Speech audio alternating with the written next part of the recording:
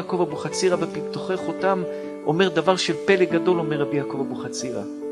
עתיד לבוא, לפני שהמשיח יבוא, הקדוש ברוך הוא יחפש מישהו שילמד זכות על עם ישראל. עם ישראל יהיה כל כך חטאים ועוונות ודברים קשים ודברים איומים ונוראים, והקדוש ברוך הוא יבקש ויחפש מישהו אחד בכל הדורות הקודמים שילמד זכות על עם ישראל. ואז הקדוש ברוך הוא הולך לאברהם אבינו ואומר לאברהם אבינו, אברהם בבקשה תלמד זכות על בני ישראל, בניך חטאו לי. אברהם אבינו אומר לקדוש ברוך הוא, הם עשו עבירות, ימחו על קדושת שמך, הקדושה שלך יותר גדולה שימחו.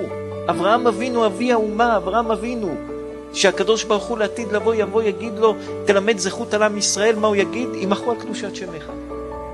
הקדוש ברוך הוא בא לאברהם אבינו שהוא מידת החסד, שהוא אבי האומה, יאמר לקדוש ברוך הוא ימחו על קדושת שמך.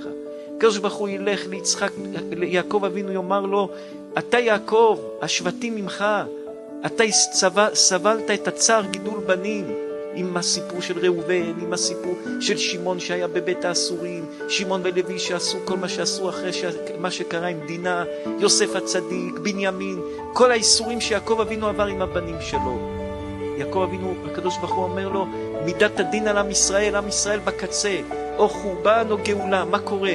אברהם אומר, ימחו על קדושת שמך, עשו עבירות ימחו. אומר הקדוש ברוך הוא ליעקב, אולי אתה תלמד זכות על עם ישראל. יעקב אומר גם כמו אברהם, ימחו על קדושת שמך. הקדושה שלך יותר מעם ישראל, ימחו על קדושת שמך.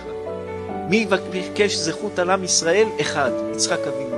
הוא יבקש זכות על זרעו. אומר רבי יעקב אבוחצירא, לכן כל הזמן מזכירים בעקדת יצחק, זרעו תזכור בעקדת יצחק. למה מזכירים כל הזמן יצחק? כי גם אנחנו יודעים שמה שיעמוד ויושיע אותנו באחרית הימים זה עקדת יצחק. אברהם אבינו יאמר ימחו על קדושת שמך. יעקב אבינו יאמר ימחו על קדושת שמך.